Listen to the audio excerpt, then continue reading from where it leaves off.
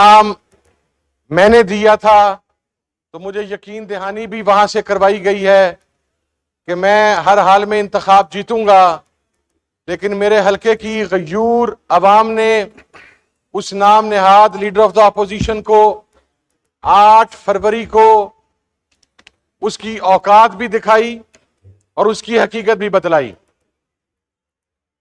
जनाब speaker, deputy speaker, चूंकि मेरी तकरीर प्रेसिडेंशियल स्पीच के हवाला से है, मोहतरम प्रेसिडेंट साहब ने अपनी तकरीर में डायलॉग की बात की, लेकिन डायलॉग की बात के लिए एक माहौल चाहिए, कुछ मर्दम शनास अशखास चाहिए, कुछ रीजनेबल पर्सनैलिटीज चाहिए। जब खसूसन सियालकोट से ताल्लुक रखने वाला एक जुबान दराज बनारसी ठग जब ऐवान में खड़ा होकर गलाजत से भरपूर जबान इस्तेमाल करेगा कि जिसकी जुबान के शर से कोई शख्स महफूज नहीं, और जिस वक्त हमारा मफरूर वजीर दाखिला यहां पर खड़ा होकर यह बात कहेगा कि हम तो डायलॉग चाहते हैं, लेकिन हमारे मुंतखब अराकीन कौमी व सूबाई असम्बली को उस वक्त गिरफ्तार किया जा रहा होगा, तो फिर जनाबे वाला मुज़ाकरात नहीं हो सकते। और आप देखिए हमारे मोहतरम वजीर दाखिला साहब की जो बरक़ात गुज़श्ता रात अमेरिका में वर्ल्ड कप के मैच में पहुंची, कि मैं समझता हूं कि पाकिस्तान की क्रिकेट की तारीख का भी ब्लैक डे था कि हम यूएसए जैसी टीम से गुज़श्ता रात T20 का मैच हार गए। ये ऐसे अशखास हैं, ये ऐसी शख्सियात हैं, ये जहां पर पांव रखते हैं इनकी नहुसत वहां तक पहुंच जाती है। जनाबे वाला देखिए, मैं जनरल जिया साहब का वक्त तो मैंने नहीं देखा, लेकिन जनरल मुशर्रफ का दौर था। मेरे वालिद इसी ऐवान के मेंबर थे, हम अपोजिशन में थे। मैंने उनका जबरो सितम तो देखा, लेकिन उस जबरो सितम में भी ये सलूक रवा नहीं रखा गया कि चादर और चार दीवारी के तकद्दुस को जिस तरीके से निगरान हुकूमत के टाइम पे और मौजूदा दौर में पामाल किया जा रहा है, ये शायद परवेज मुशर्रफ के टाइम पर भी नहीं था। जनाबे वाला ये किया गया कि लोगों को उनकी खवातीन की वीडियोस भिजवाई गई, उनके घरों के बुजुर्गों की वीडियोस भिजवाई गई, उनके बच्चों की वीडियोस भिजवाई गई, और फिर उनसे कहा गया कि तुम इमरान खान से अपनी वफादारी बदलो। मैं ये समझता हूं कि ये जितने लोग यहां पर मौजूद हैं जो आज इमरान खान के नाम के ऊपर वोट लेकर आए हैं, इनकी जवान मर्दी को भी सलाम है, इनकी हिम्मत को भी सलाम है, इनकी शुजात को भी सलाम है कि इन अशखास ने इन रियासती जबरो तशद्दुद के बावजूद अपनी वफादारी नहीं बदली और उसी तरीके से खड़े रहे। जनाबे वाला, बानी चेयरमैन के ऊपर एक साइफर का केस किया गया। वो हमारे तकरीबन सारे वजीर ही मफरूर हैं कौमी असम्बली से। यह भी शायद पहली मरतबा ही है कि उस दिन से लेकर आज के दिन तक अगर आते भी हैं तो शायद किसी को सिर्फ शक्ल दिखाने के लिए। लेकिन वजीर मौसूफ ने फरमाया कि साइफर के ऊपर इमरान खान ने गद्दारी कर दी।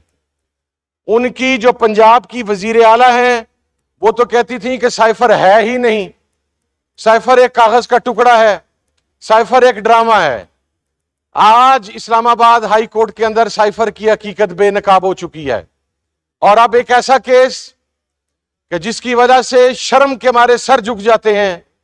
इद्दत के मामले के ऊपर तमाम मसाले के मुफ्तियान का मुत्तफिका फतवा है कि इद्दत के अंदर औरत की राय हतमी होती है, लेकिन एक जज किसी के कहने के ऊपर एक ऐसा फैसला सुना देता है जो कुरान और सुन्नत से मुतसादिम है, और फिर उसकी कोई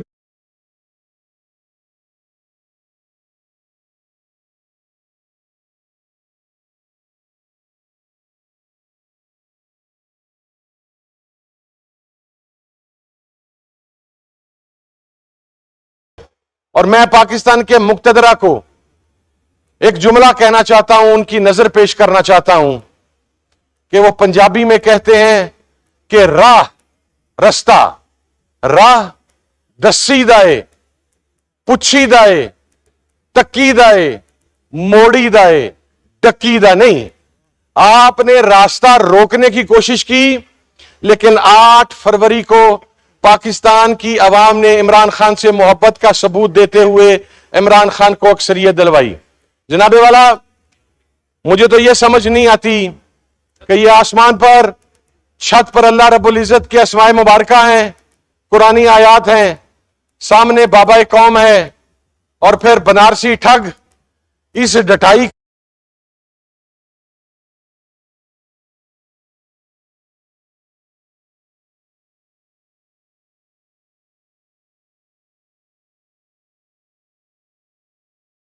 पाकिस्तान की एस्टैब्लिशमेंट के लिए इससे तारीख लम्हात और नहीं हो सकते कि वो शख्स जिसने ये कहा कि 48 की जंग पाकिस्तान, और on the floor of the house कहा कि 48 की जंग पाकिस्तान की फौज हारी, 65 की जंग पाकिस्तान की फौज हारी, 71 की जंग पाकिस्तान की फौज हारी, 84 पाकिस्तान की फौज हारी, कारगिल पाकिस्तान की फौज हारी, जिसने on the floor of the house कहा कि यह जर्नैल पाकिस्तान लूट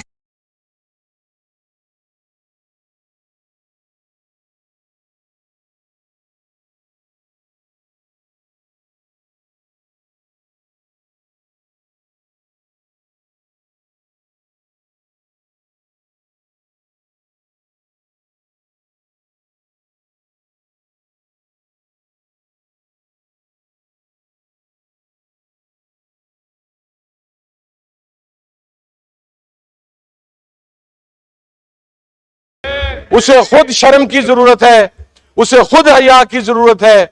जनाबे वाला, गैरत इंसान के लिए सबसे इंपॉर्टेंट चीज होती है, वफादारियां होती हैं, और वो तमाम लोग जो किसी भी रिस्पेक्टिव पार्टी में हैं और अपनी पार्टी के मौकफ के साथ खड़े हैं, उनका ताल्लुक किसी भी साइड से हो, मैं ये समझता हूं कि कम अज कम वो लोग ये दावा कर सकते हैं कि उनके अंदर इतनी शर्म और हया है।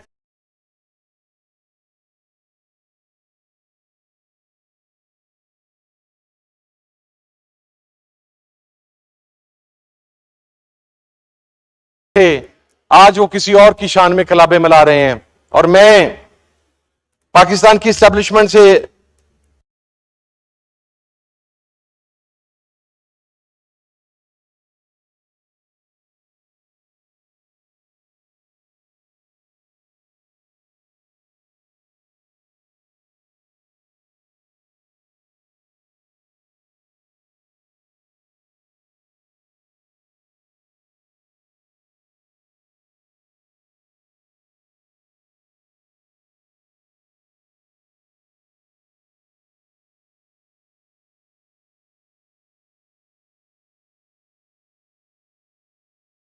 फाइड कातिल है और टेररिस्ट है। मैं जनाबे वाला ये बात अर्ज करना चाहता हूं कि यह नहीं होगा कि आप हमारे घरों तक पहुंचे, आप हमारे घरों तक पहुंचे, आप हमारे गिरबान में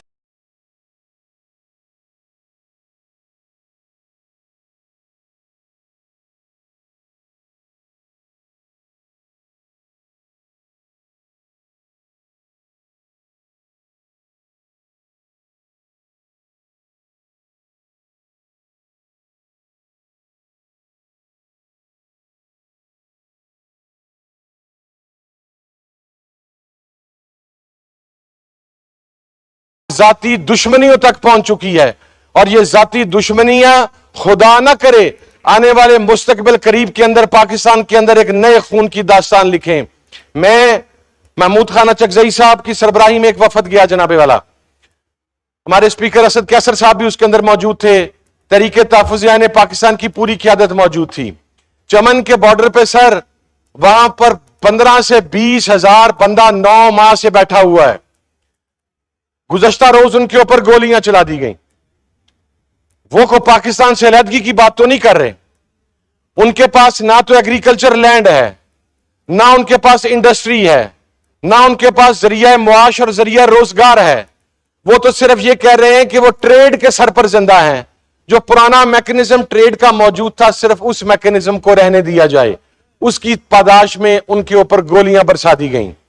जनाबे वाला, मौजूदा हुकूमत का रवैया, हम जिस शख्स को पंजाब में लीडर ऑफ द अपोजिशन लाना चाहते हैं और थे, मियां असलम इकबाल साहब, जो कि एक मुंतखब एमपीए है, जनाबे वाला पंजाब का हिटलर नुमा आईजी,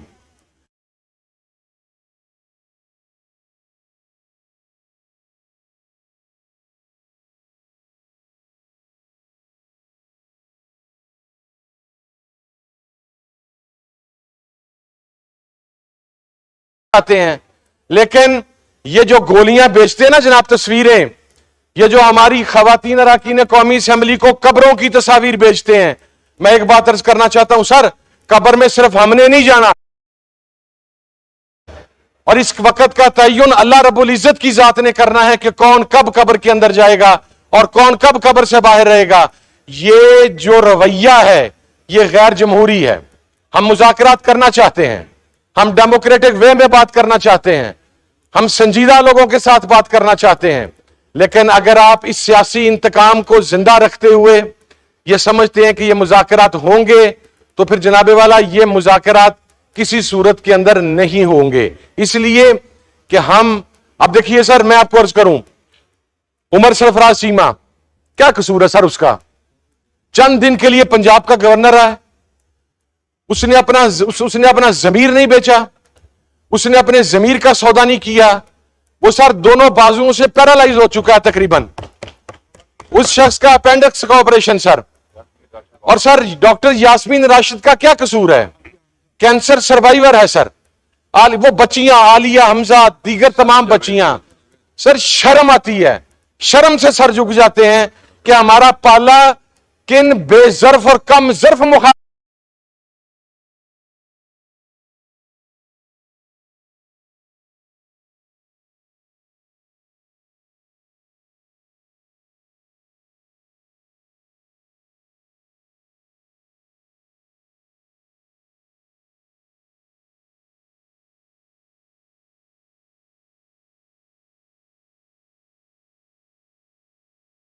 इमरान खान हकीकत है, इमरान खान हकीकत रहेगा।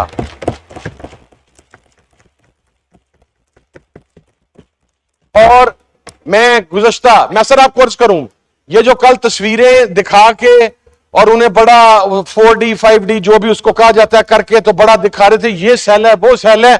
सर मैं अर्ज करता हूं, आप इस ऐवान के कस्टोडियन हैं, आप इस ऐवान के मुअज़्ज़ज़ अराकीन की इज्जतों के मुहाफिज हैं। सर आप जाके पता करवाएं कि जब कोई रुकन कौमी असेंबली वहां पर मिलने के लिए जाता है तो 2.5 किलोमीटर पहले उसे गाड़ी से उतार दिया जाता है। उसके बाद वो चल के तो गेट के ऊपर जाता है, फिर वहां पर 1.5 घंटा उसे गेट के ऊपर खड़ा रखा जाता है। सर उसके जूतों की तलाशी ली जाती है, उसकी जुराबों की तलाशी ली जाती है, उसकी जेबों की तलाशी ली जाती है, उसे आई साइड ग्लासेस अंदर लेके जाने की इजाजत नहीं है। फिर ये कहते हैं कि इमरान खान अंदर एक लग्जरी मॉल में बैठा है। ये जेल के लोग जो उसकी ड्यूटी देते हैं, उन्होंने हमें कहा कि वो 10 बाई 12 के सेल में है, उसे लकड़ का फट्टा नुमा एक बेड दिया गया है जिसके ऊपर एक दरी है और ऊपर रूम कूलर है, जो रूम कूलर कभी चलता है और कभी बंद हो जाता है। लेकिन वो मर्दे और सर खड़ा हुआ है, वो कंप्रोमाइज के लिए तैयार नहीं, वो बिकने के लिए तैयार नहीं। मैं sir with in a minute wind up कर रहा हूं सर। मेरी सर रिक्वेस्ट ये है कि खुदारा पाकिस्तान के हालात को मद्देनजर रखते हुए इस मसले का हल निकाला जाए सर। आप महज इंतकाम की बुनियाद पर, जब आपका 65% वोटर 30 साल से नीचे हो और उस 65 में से 95% वोटर इमरान खान के साथ खड़ा हो, आप मौजूदा रवश के साथ मुज़ाकरात की बात नहीं कर सकते सर। आपको झुकना होगा। इस फौज के ऊपर सबसे पहला हक मेरा है, इस फौज के ऊपर सबसे पहला हक पाकिस्तान की आवाम का है।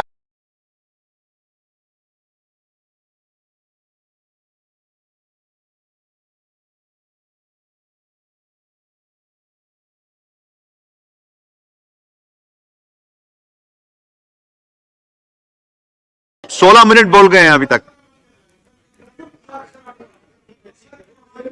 आखिरी 30 सेकंड में फाइंड अप करें सर। मैं बस सर करने लगा हूं सर जी। ये फौज के ठट्ठे उड़ाने वाले सर, ये फौज के ठट्ठे उड़ाने वाले आज फौज के मुहाफिज बने बैठे हैं। इसलिए मैं ये बात अर्ज करना चाहता हूं, ये फौज हमारा फख्र है, लेकिन पाकिस्तान के अवाम की ख्वाहिशात का कत्लेआम नहीं हो सकता। बहुत